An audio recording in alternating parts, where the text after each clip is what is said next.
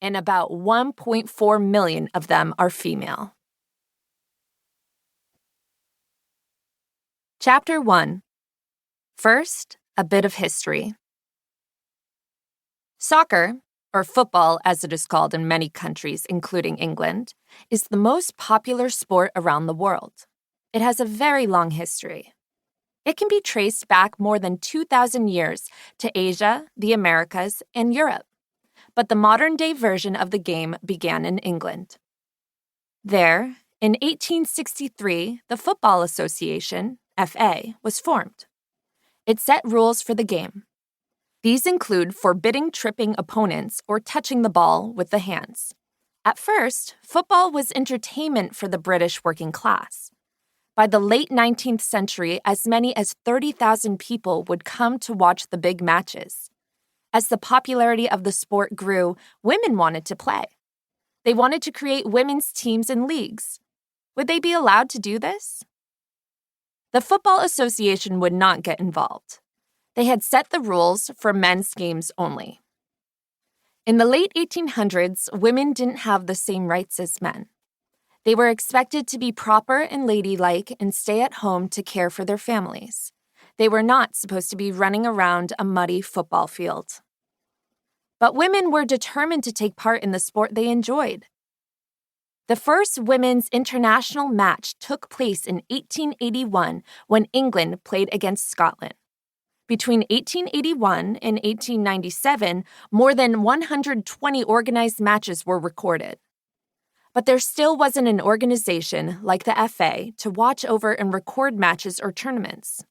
Then, in 1895, a woman who called herself Nettie Honeyball, her real name may have been Mary Hudson, started the British Ladies Football Club. Honeyball placed ads in newspapers to encourage women to play football.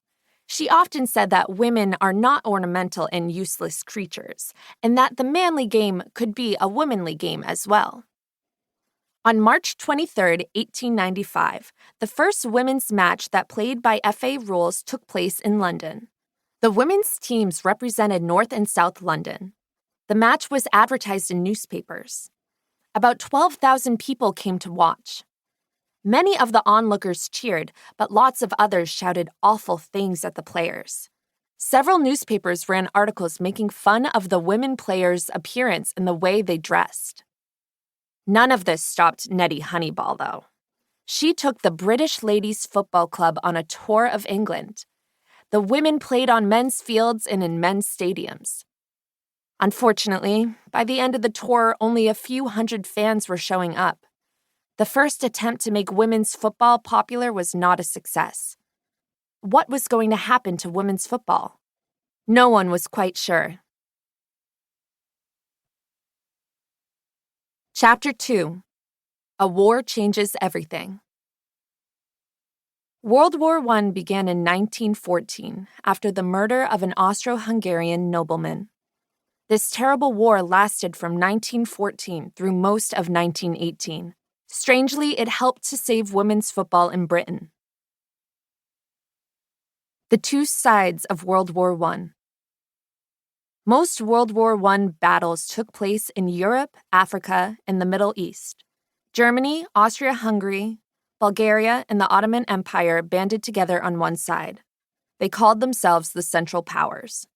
These countries fought against Britain, France, Serbia, Russia, Italy, Romania, Japan, and eventually the United States. They were known as the Allied Powers. By September 1918, the Allied Powers had won the war. As British men went off to fight, women took over their jobs in factories across the country. Many made military supplies and equipment. The factories were filled with dangerous machinery and harmful chemicals. Some factory owners thought it might be good for the women workers to play football during their lunch and dinner breaks. It would keep them strong and healthy. Were the factory owners doing this to support women's football? Not exactly. They thought it would help the women do their jobs better. Soon, these women began to set up football teams. Their games raised money for charity in the war effort. One team became extremely popular and successful. The team was named for the factory where the